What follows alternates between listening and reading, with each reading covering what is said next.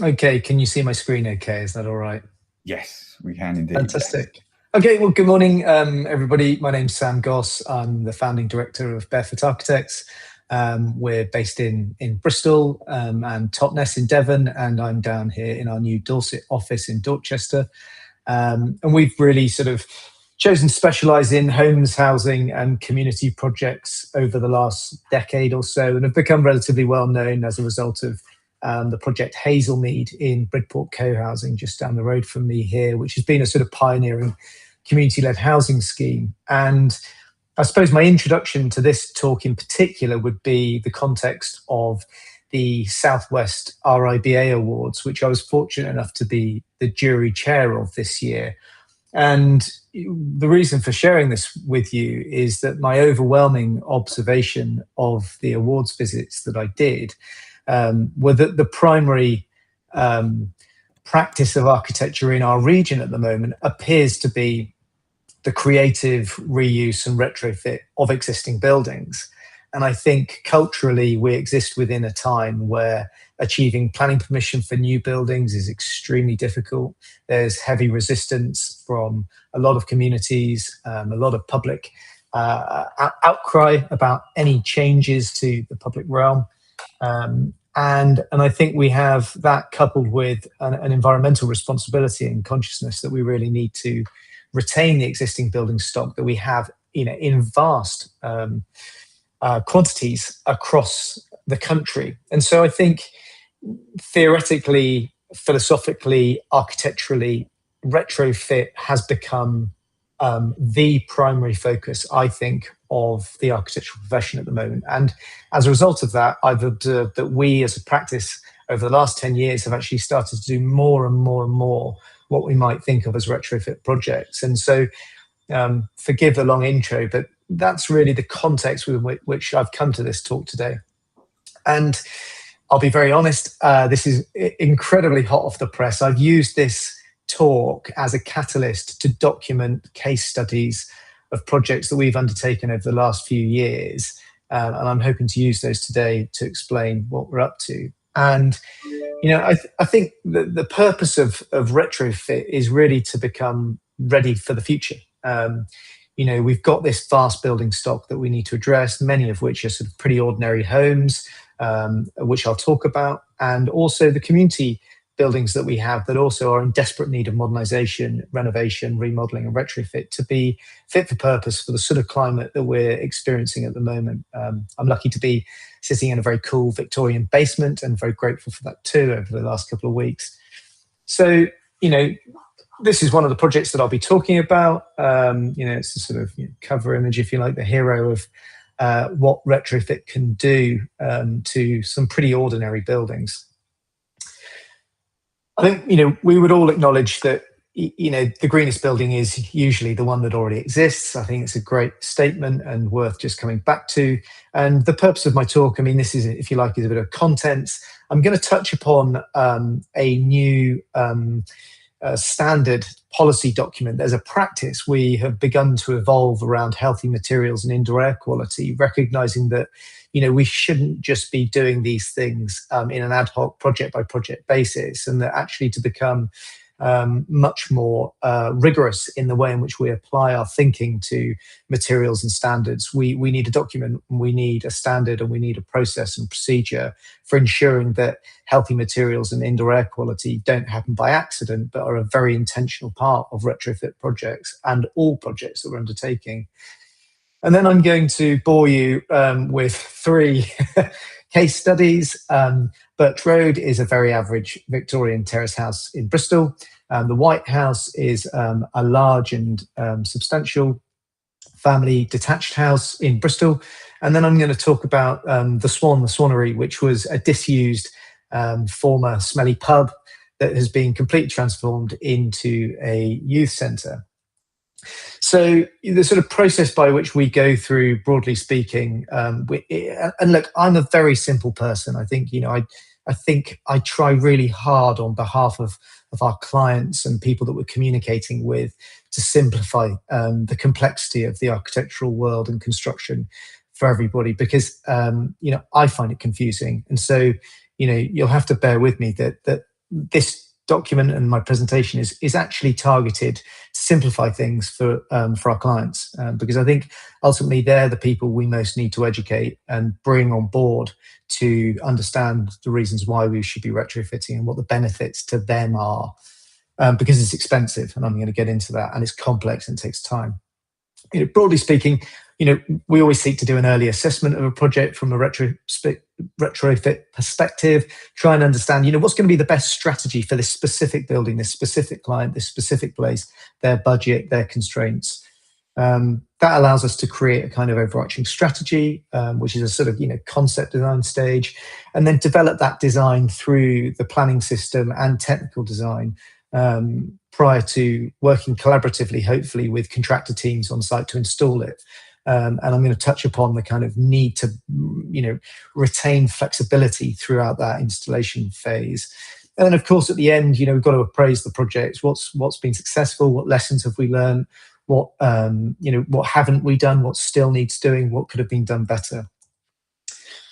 And so, starting with this idea around healthy materials, really we're now operating in a context where there are myriad regulations, standards, and best practice references. And what we try to do is sort of draw those together in this to say, look, these are the things that as a profession and as a practice, we will seek to reference.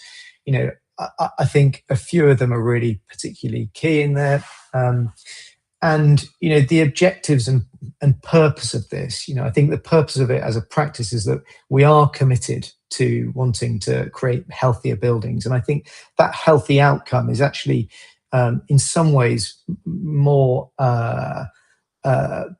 passionate for clients to consider. That's the benefit to them.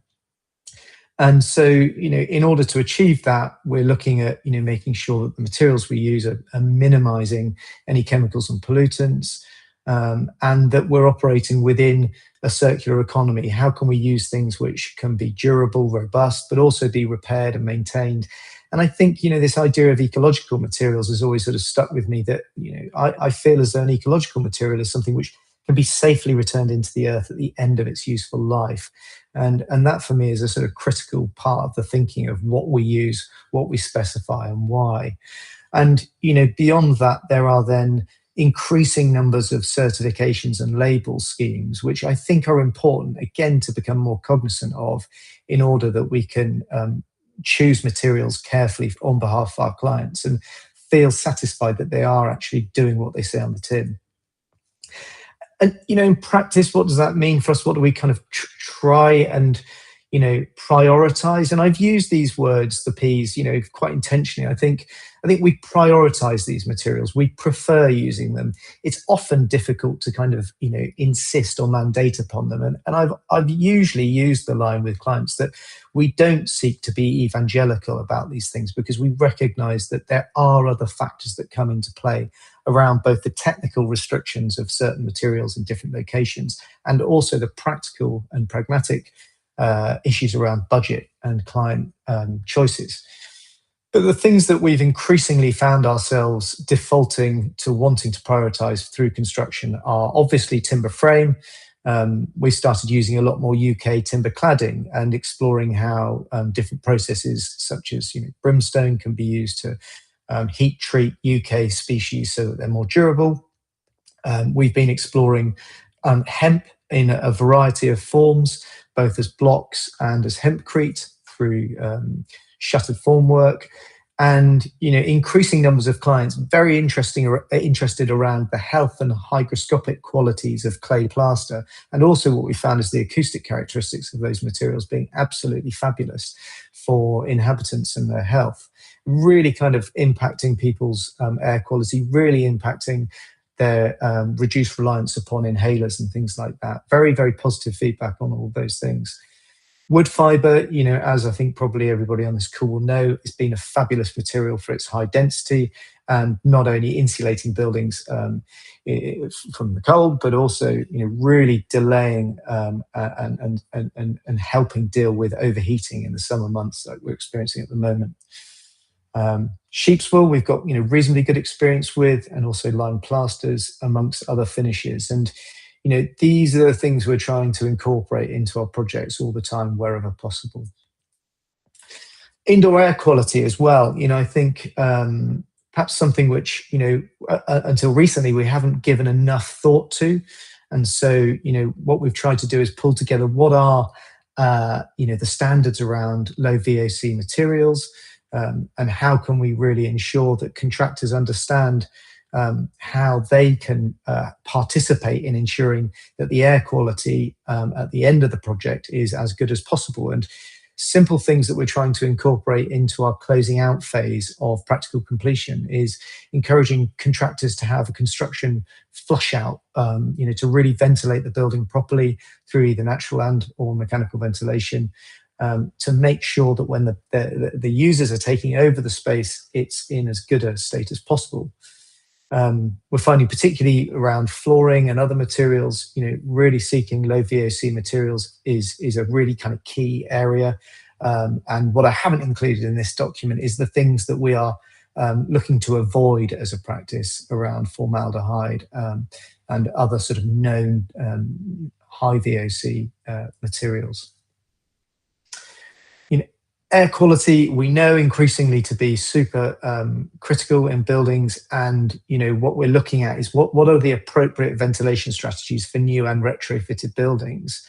I think we've been lucky with a couple of clients recently who've really embraced the idea of MVHR in retrofit, but also we've been using DCV for more localized and simpler and indeed cheaper retrofit solutions, where the incorporation of ductwork throughout the entire terrace house just wasn't tolerable to the client's aesthetic agenda, and we're live to that.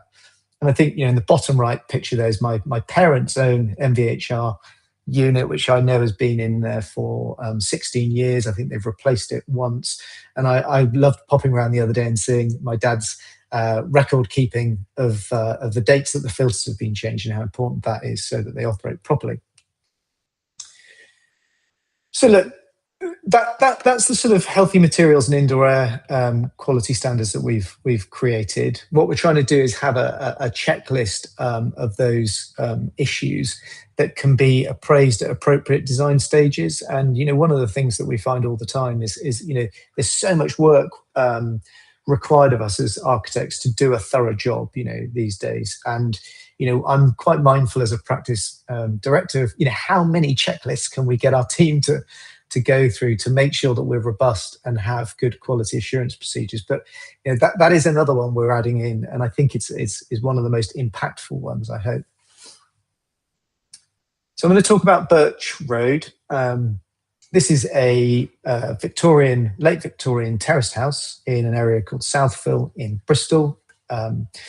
And here we had, I think, possibly an exceptionally committed client who spoke a lot about the importance to them as stewards of this as a building asset, and really wanting to do the right thing by the building, by its future, by the heritage of it. And I thought that was, really quite laudable.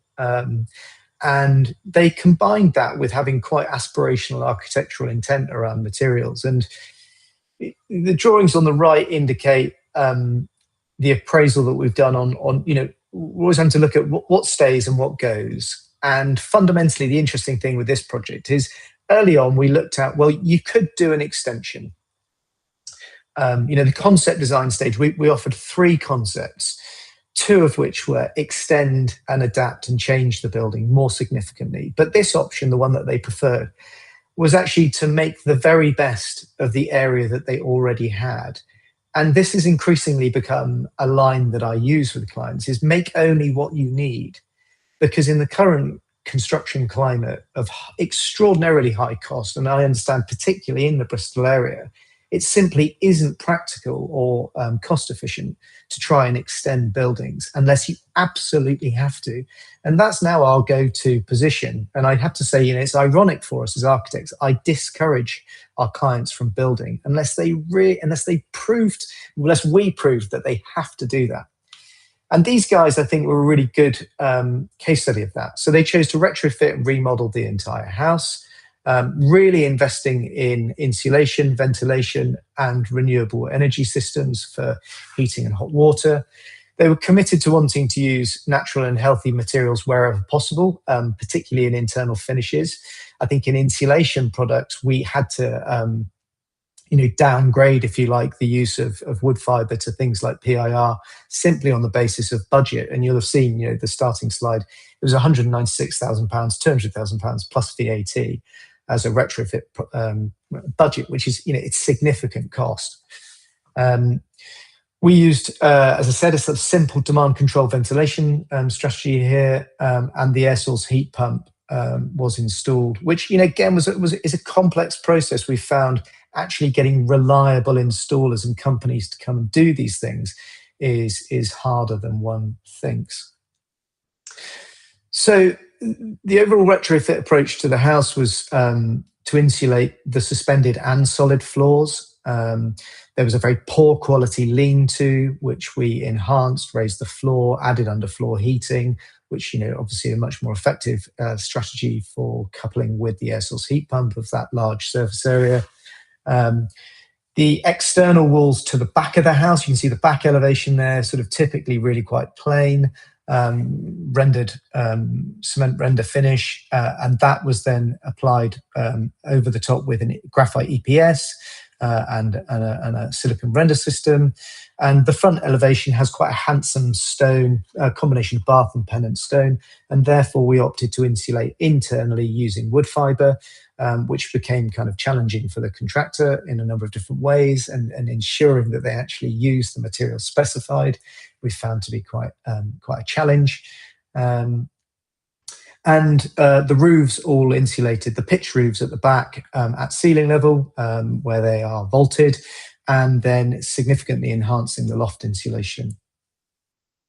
So you'll have to forgive me here because I didn't get the U values in time from the project architect on this, and they uncharacteristically aren't indicated on our build-ups. But like all projects and all architects, we create a series of unique and specific floor, wall, and roof build-ups suited to each project, and these describe those different elements that we've enhanced, and quite significantly improved as well. Unfortunately, I can't say that. The details around a retrofit are always kind of the challenging bit, the interfaces of an existing eaves, and the struggle to try and create continuity of the thermal envelope. And there, we do the best that we possibly can with the context that we've got and the materials that we're trying to use, along with the architectural intent. And I was talking with a colleague before this, and I think the approach as a practice we generally take is what I would describe as an architectural approach to retrofit. So, it's a design first and allowing the retrofit measures to support the architecture, probably rather than the other way around. And here that means for us, the client really wanted to have exposed timber joists to the lean-to roof and a big roof light. And, we work out ways of how to achieve that technically using the best materials that we can. Installing things on site, always interesting when working with an existing building. Now, I think we did follow a really good practice to undertaking this retrofit of getting the contractor on board very early and doing some opening up works to help us inform the detailed design. However, what we continually find is that there are so many unknowns and new discoveries when you do a retrofit and really strip out a house to its entirety and taking things back to brickwork. And so the level of collaboration required, we found on site with this project and others, becomes much higher, much higher than if you're doing a straightforward new build where everything can be foreseen because you're creating it afresh. Things like the unevenness of brickwork surfaces, the contractor using the wrong adhesives, all need really careful attention to try and get the best job for the client. And here we actually had to instruct the complete removal of the first attempt that they did of the wood fiber insulation around the bay window, because they just simply used the wrong materials, that they weren't familiar to them. And that hurt them. They honoured the contract. They recognised they'd done it incorrectly, and were committed to doing the right thing by the client. Things like cat flaps, the simple cat flap in a much more airtight, highly insulated building. We've had great fun with those. I think that was a £1,200 cat flap. We all got stories of them, but I think it's great. And then, working through to the sort of detail and finishes of this, really ensuring, that the vapor control layers are carefully installed around roof lights, making sure they're taped and sealed properly to the units themselves.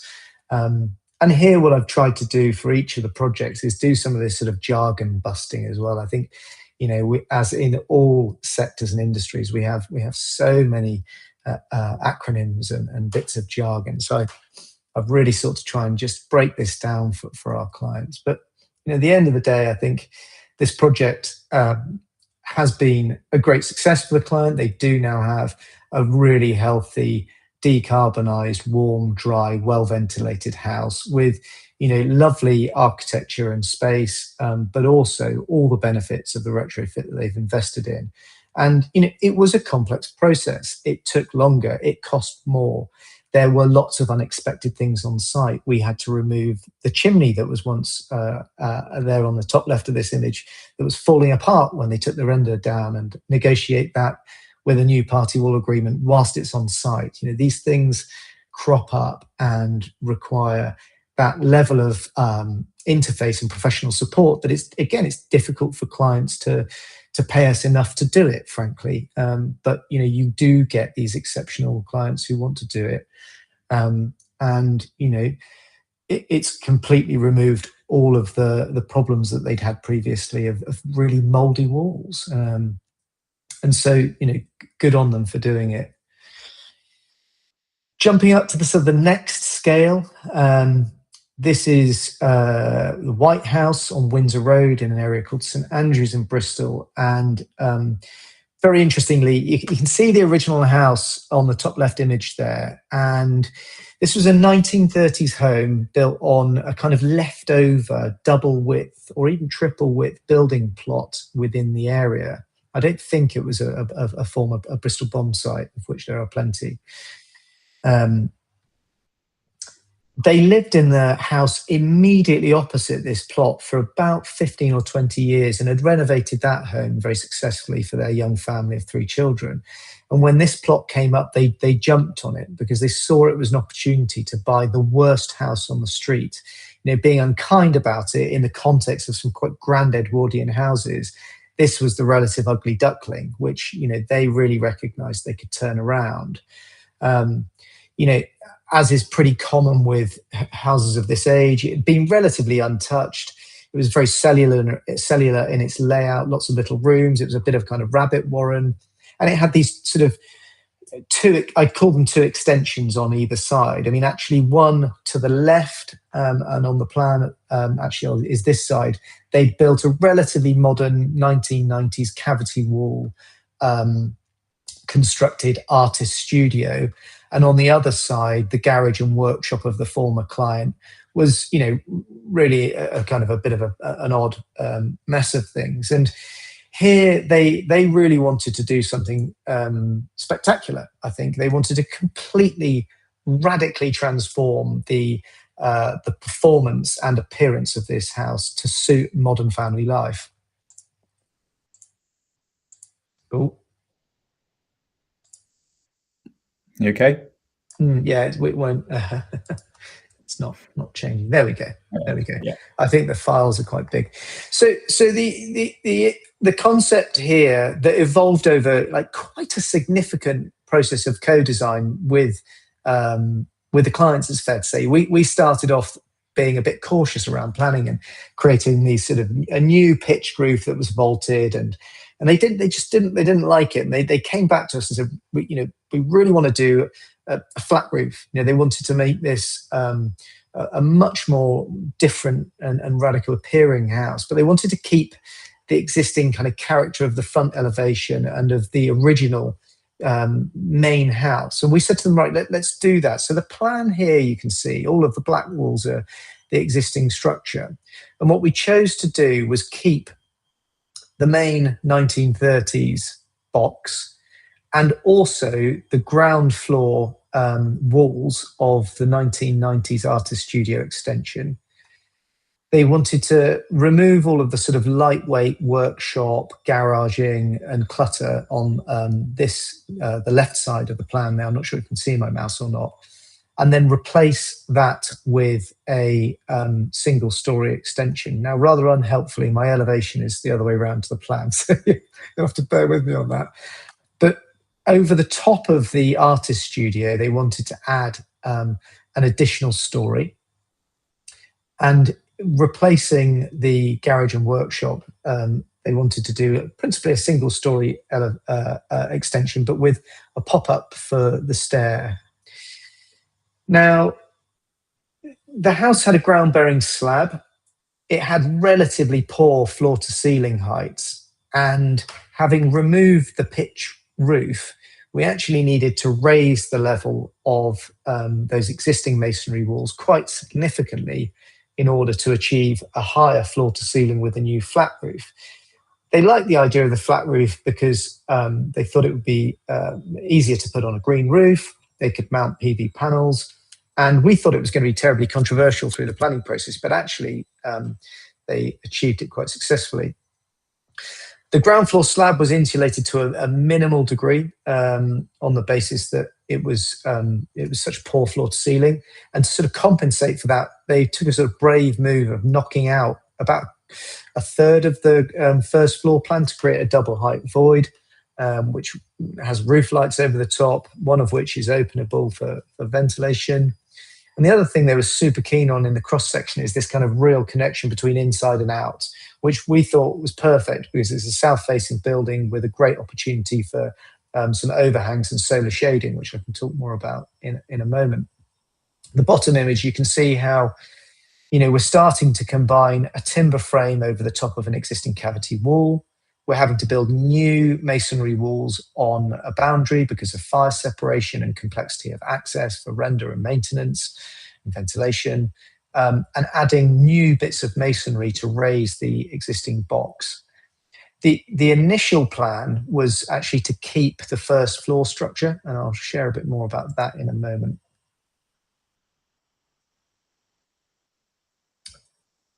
It doesn't like these files. I think it's too big. Here we go.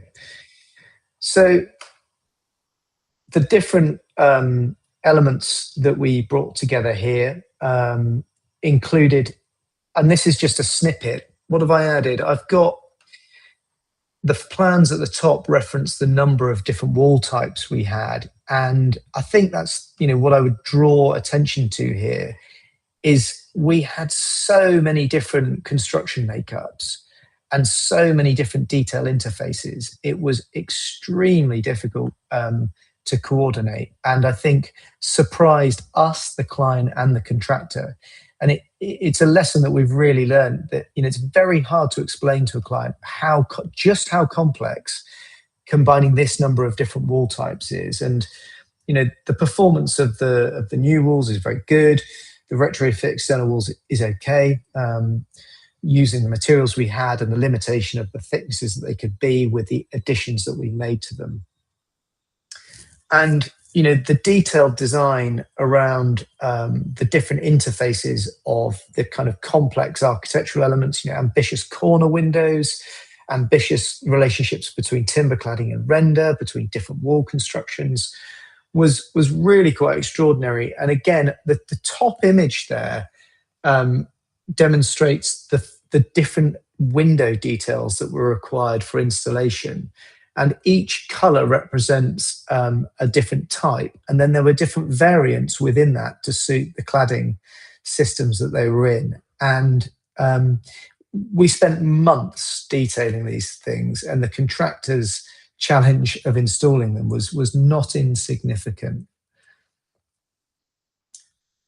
On site, we have the top left image is great when they've they've taken the roof off, we've got the existing walls, and then they need raising. And at that point, they find out that the first floor structure becomes actually really too complex to thread the MVHR ducts through for it to be retained. And with the level of the size of the spans that are required and the additional steelwork that goes in, there's a sort of slightly mad moment in the project where there's a recognition that actually the entire first floor also needs to go. And the client, completely overcommitted to this strategy at this stage, is standing there with us and having a joke about how little of the existing structure really remained. And this is something which we've reflected on, and I would like to touch on at the end here, is, when does a retrofit become a kind of rebuild, and how far can one go?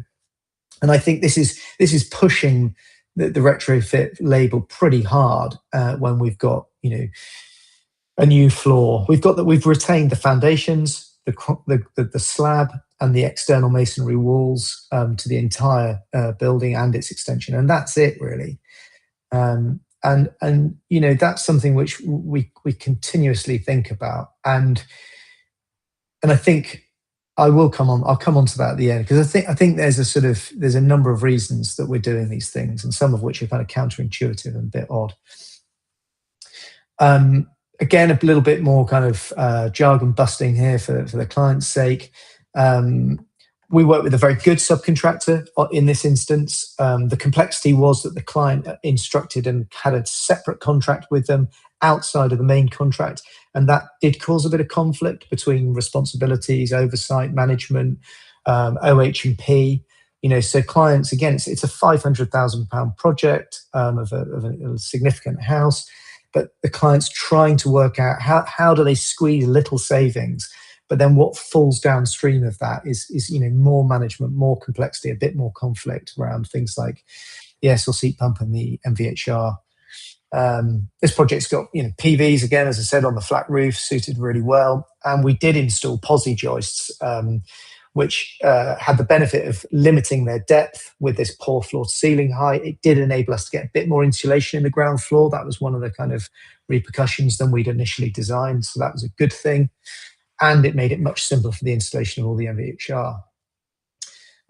These clients were really committed to the use of healthy materials, so we used wood fiber pretty much throughout. The only specification change we made here was we did remove the rock wool rock slab flat roof insulation for PIR on the basis that it was outside of the superstructure, if you like, and the cost at that particular moment of time of the rock slab was astronomical. It was 3 times the cost of PIR, and the client just couldn't justify that when it wasn't going to have a significant impact on internal environment. The other thing we had to work with really carefully here with the contractor, a contractor who's very good but really quite new to a lot of green technologies and materials. And, again, we couldn't spend enough time on site working with them around the installation of membranes, how they needed to be taped, how they needed to be continuous between different layers and different elements of walls and roofs and floors. And there are bits that they got wrong. Let's hold our hands up. We went to site and there were things around the first floor junction that simply couldn't be rectified. And we had to make do. And they did their very best to achieve that. So, look, the result of the project, I think, is a really beautiful home that I've had some interactions with the client over the last week. How's it performing? What's it feel like? And I think the things that they come back to are the use of things like clay plaster has created the most, beautifully calm, quiet, and soft internal environment. It's really fantastic. I think the commitment to wood fibre is paying its dividends now.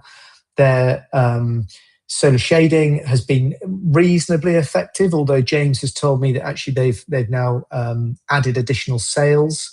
So they ended up the roof canopy, the significant roof canopy on the south-facing elevation of the main facade, was intended to have a covering, and they omitted that because they kind of felt like it was nicer to have the light. But I think they're now thinking maybe they will actually do something about that over the last few weeks. So that's quite interesting. They've really committed to having a natural pond immediately adjacent to the house, planting trees. So they're working on passive cooling strategies that will pay dividends over the future. And I think they've found that having at least one roof light openable has been a real blessing. And they've been covering some of the others with some canopies that they're clipping on, which I think is very interesting feedback.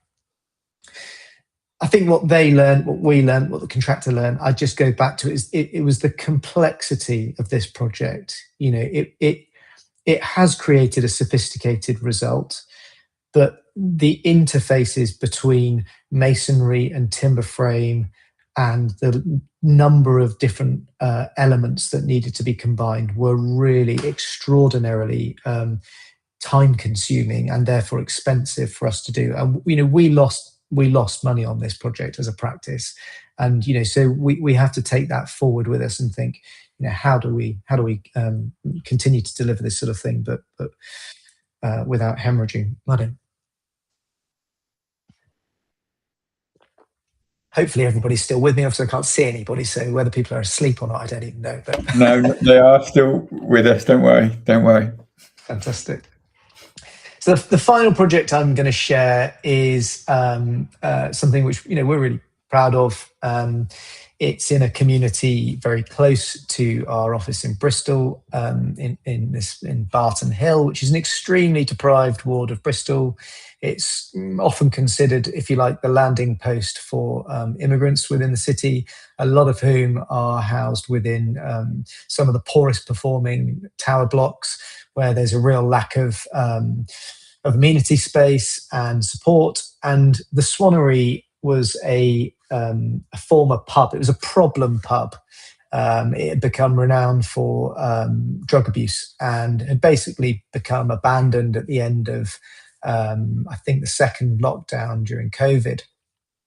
And it formed the corner piece to a cluster and courtyard of buildings owned by an organisation called the Wellspring Settlement. And the Wellspring Settlement provide a multitude of community services to support people within Barton Hill through health, culture, well-being, education, food. And what they were missing was a youth piece. So youth services across the country have been obliterated, unfortunately, over the last sort of 15, 20 years.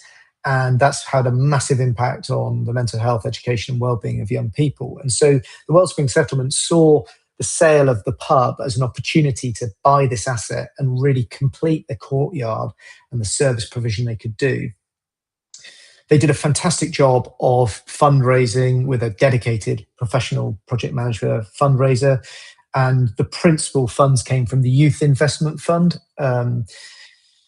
both to purchase and to undertake the renovation and retrofit of the project. And the lovely thing about this was that we worked really closely with a range of different young people throughout both the process of design, and also the procurement and delivery and construction of the project. And I felt like there was a really powerful model here of educating young people in what it is to work within design and construction and retrofit. And I think they got a huge amount out of it. And the product of that appears to be a great sense of ownership and stewardship of this facility, which you can see from the bottom right image there of the demolitions. Again, we find ourselves really keeping some external walls. And I don't have the demolition of the roofs, but actually the roofs both came off as well. 2 butterfly roofs, both leaking very badly. So the concept and strategy here was to remove the vast majority of the internal walls, to retain the external appearance of it as a pub with some of the features that it sort of broadly had, and to insulate principally internally. So insulating the floors over the top of the beer cellar and on top of an existing slab with limited depth and very, very poor floor to ceiling height on that bottom left side, and to create kind of 2 big principal youth spaces. internal wall insulation everywhere throughout using wood fiber, and then the installation of a new warm flat roof, again to enable the mounting of PV panels below a parapet within the context of the area here. So here, the strategy, we did retain, a pretty decent amount of the existing fabric, I would say. I feel like this is it's a lower standard but higher retention retrofit. We use wood fiber everywhere. As I've just covered most of these things. I think the other thing of interest is that we couldn't install an air source heat pump. There wasn't any gas, and so we did pursue an all-electric servicing strategy, which leads on nicely to this slide, with a relatively small PV array on the roof at 3.6 kilowatts, but helping to support the infrared electric radiant panels that we installed on the ceiling of the youth spaces to maximize wall space and safety for young people. And we had at source electric water heaters for things like kitchenettes and toilets. And the interesting thing here was we also had offices for the Somali Resource Centre, who were a separate tenant of the first floor of the building. And so really working hard on the acoustic separation was pretty critical. Here I've just shown, this is the sort of U-Valley schedules that we produce for all projects alongside the drawings and the wall build-ups, where we kind of looked at, the different Part L and LETI targets and what we were actually able to achieve. And again, the problem of using internal wall insulation is it's so much thinner than we can apply outside. And so, whilst we've gone from a U-value of something like 2 to about 0.5, which is a dramatic improvement, it's not as good as if we're building new thermal elements, of course. The installation of this was, really kind of extraordinary. Again, really extensive strip out, and we uncovered so many problems with the superstructure. I mean, this was a building which had been bastardized and hacked around by its former owners beyond recognition. And, the structural engineer and our project architect were there very regularly trying to work out how to fundamentally just to stabilize the structure and make sure it was safe. And there'd been kind of layers of enabling work done by the client just to try and get it safe, which again needed to be undone and then done back up again in order to get the building to work. But in the end, very effective approach. And you can see here, fantastic to bring some of those children back onto site and to really be part of the process of the building that they'd helped design. So, we've got a warm roof. We installed, an intelligent membrane everywhere over the top of all the wood fiber internal insulation, which was successfully installed between battens using a more flexible bat than a rigid board here, so that we could then have a separate service void and internal finishes inside of that. I think the use of the infrared heating has been really successful within this context, mounted over the top of Trodlet acoustic ceiling panels, which absolutely, have a huge impact on the acoustic quality of that space. And, the significant build-up above that to deal with the separation between the youth space and the offices has been really effective. And we've had fantastic feedback from the clients on that through using high-density cement boards, etc. upstairs. And of course, LED lighting throughout as well for low energy lighting systems. The takeaway of this is completely reimagined what was an absolute eyesore and real problem in the community to what is now a kind of vibrant hub for young people and support for the diverse community that Wellspring settlements serve. I think this project, it was hard to overestimate actually just how significant the structural problems and flaws with the existing building were, and how much money went in just to making it stable before you could add retrofit measures to it. And the cost of the structural changes did diminish the specification of the renovations and fit out. And so that balance was something which we felt like needed, you need to be quite adaptable and quite live. And this was with a budget that was, significant, but still constrained. There was no more money to be spent on it. And the outcome, I think, it has been well worth it. And this is now a stable, secure, healthy asset that will, stand for a long time. And, I think we were really lucky that they collaborated with a brilliant set of local artists to produce this fabulous mural as well, which has really kind of given it the identity that it does. Whistle stop. That's it. As I said, we're Devon, Bristol, and Dorset. And I think if I had one final thing to reflect upon, it is increasingly the extent to which retrofit can be described as such, and how far does it go before it becomes rebuilding, and why are we doing it? There is both definitely the environmental thrust, but I clearly see that we've done retrofits on projects, being candid, for the purposes of planning, because it was just not possible for the client to do what they wanted in any other way. And that is a reality that we face. And when we have clients standing there with 4 walls and a foundation thinking, I'm paying 20% VAT for the benefit of keeping this, is it mad? And so, I think the next step for us to do as a practice, and forgive me for not having done it today, but is to try and estimate and work out what is the embodied carbon saving of the foundations and external walls, and how significant is that in the benefit to the overall retrofit strategy. So thank you very much for listening. No, thank you very much, Sam. Fascinating, detailed, hell of a lot to take in there. Unfortunately, we don't have time to raise too many of the points that are no doubt going to come out of this. I mean, your last point, you put it well, actually, better than I was ever going to be able to. Understanding the embodied carbon calculation would have been interesting. I mean, your point about when does a retrofit become a rebuild, we've covered, you've raised that.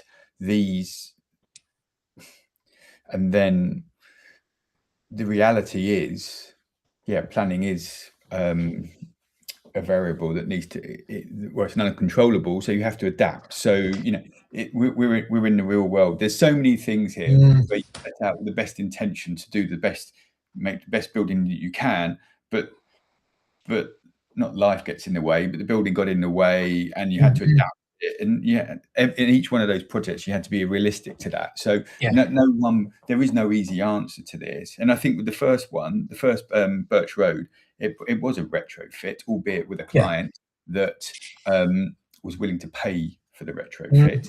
But when Paul Tester spoke a couple of weeks ago, whenever it was, a month ago, at the end of the day, these projects aren't always going to stack up financially. But what you have created, and especially with Birch Road, and it's the same for Paul's house, is a healthier home, which is often priceless. You have to be able to afford to create a healthier home or a priceless home for them. But it was interesting that that client had all of the best intentions, and you were able to deliver that.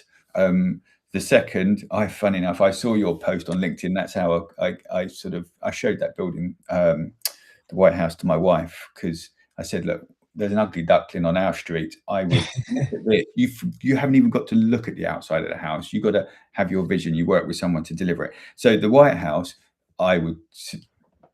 my limited knowledge, was less of a retrofit, because you ended up having to get rid of so much. And at that point, the carbon calculation would have been interesting to see from an environmental perspective. Where would it have been better to have just demolished it? I'm not going to know. And then the pub youth centre, again, there was a very healthy budget, and you delivered a building that is going to be there for the ages, and you still had to adapt. I mean, I thought all three, you're not showing something that's perfect, you're showing the challenges, and the presentation was great, because you set out what you wanted to do, but acknowledge all of the challenges, which are never going to change, and you're never going to have a perfect project. And even on, what was it, White House, you lost money. I mean, it's not sustainable, is it? So it's not. No. And then so Simon Matthews was like given the high cost retrofits that you've presented, what are your thoughts on how we can make retrofit more accessible? And I think we've probably only got time to cover this, although we can carry on this conversation on the chat when I upload the video. But in terms of how can we make retrofit more accessible and affordable to wider audiences? But you also set out to show right at the start what your priorities are, what materials you like to work with, and those priorities and the materials can still be relatable to smaller projects. Like what you can do.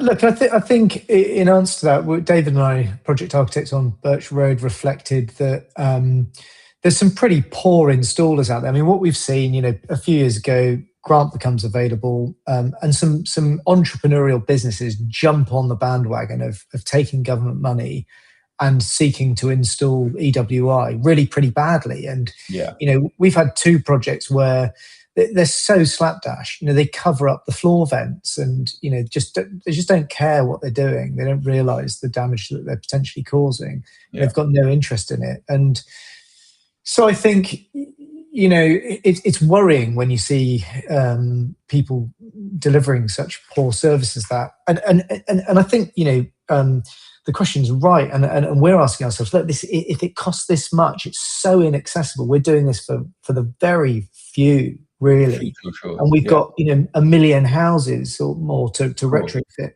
So many more than that. Forgive me. Yeah, we've got it's extraordinary the numbers that we need to deliver.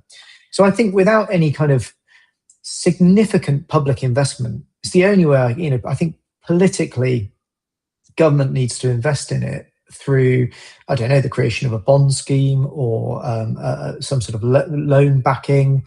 I could see that having just bought a house, I think the point of transaction, I could imagine a future where, and in fact it already exists, where lenders require homeowners to retrofit their homes so that the energy and fuel costs are more tolerable, to mitigate mispayments of mortgages, and therefore offer, I don't know, top up mortgage amounts at lower rate. Yeah. I think, that goes on to another topic, but those vehicles are potentially there. They're being spoken about. You've got the Warm Homes plan with the loans now that homeowners who aren't eligible for the funding can now get sort of low interest loans, etc.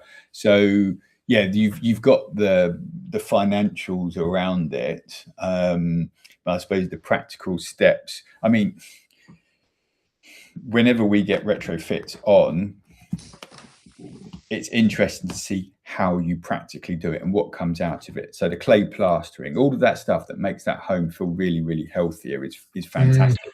And it's taking those smaller individual elements and showing, this is how you do it, and this can be done, and it has a really healthy outcome to it. You still got to address the fact that you're going to come up, the contingency budget is can't be underestimated, but there's also a contingency regarding just the practical issues of having to change the dream of making this as using as least amount of carbon as possible. It was really complicated, but I just thought it was interesting to see what can physically be done to create, regardless of the cost. Like the cost is at this moment, I agree, back up from anyone. It's not going to back up. So it's like putting that aside. It's like, what can be done? What have you learned? What can be taken forward to other projects? Because when my ugly duckling comes up and I've already engaged with the owner, it's like, well, I want to mitigate any of those, not disaster is a strong word, but any of those situations where you are setting out with the best intentions. But if you lose in the first floor, like that's a hammer blow. And just being realistic about it. But then I'm not, how can I say, I'm not a fully fledged, signed up tree hugger type. I would like to build the best house that I could, sustainable, and performs the best as it can. But I would like your clients make what's the word beginning with C? Compromises. Yeah. Compromises. Sorry, and then Nihal has asked, would you create a demand for retrofits? Would you create a demand for retrofits is not required by clients, but can you identify create demand? So, I mean, ultimately, again, your clients, they came to you wanting to do the best they can by the property. And I think that not all clients are going to be looking at it from that way. I mean, just simply your experience, can we improve daylighting and natural ventilation with retrofit? We can definitely improve natural ventilation, can't you?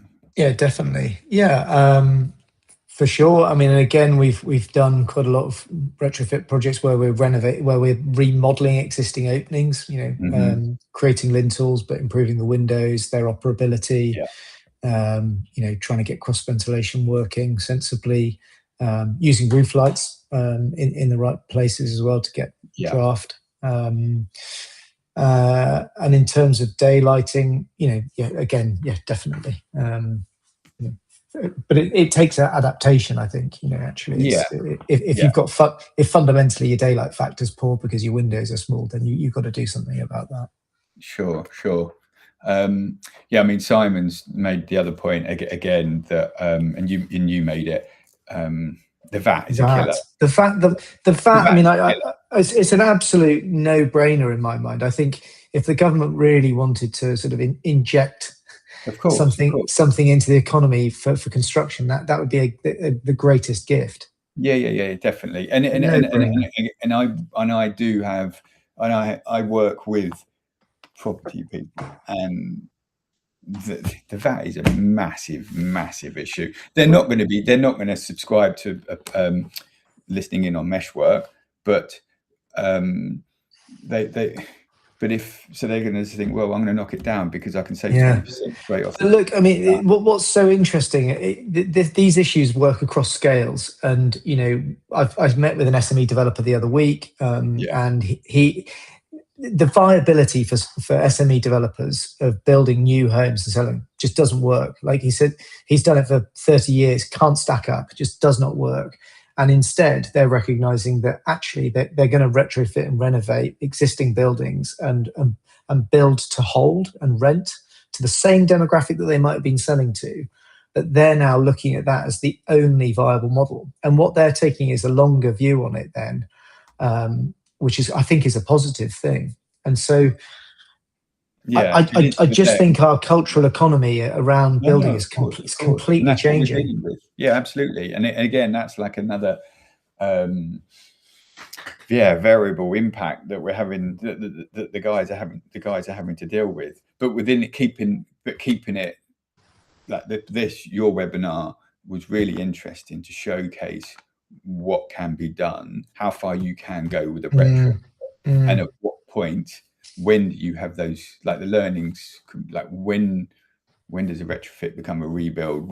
If the client at the White House knew that they were going to have to, all intents and purposes, demolish the first floor, couldn't rely on the first floor. Like at what point, if they'd known that before, what would they have done? Yeah, I mean, and we had the conversation, and my line with them always was, look, I actually think the design that was right for them, so whether it was a retrofit or a complete new build, I think we should have done the same thing. I don't think we would have done anything radically different. In terms of the design, in terms of the house? The design, yeah. I presume it would have been cheaper to have... It would have been. Have knocked it down. But that's marginally as well. It was a marginal difference because we did look at it, and they couldn't bear to do that. They couldn't bring themselves to do it. Sure. It wouldn't have got planning permission. I'd be pretty certain of that. So, and that's the fascinating game we're playing. I didn't share a huge project we're doing in Sneed Park for a huge private house, and there we've effectively built a new building over the top of the existing one. It's incredible. It's got a new foundation around the perimeter because they wanted a new brick outer leaf, and and you're insulating it externally. It just and I do look at that and think that's a crazy one.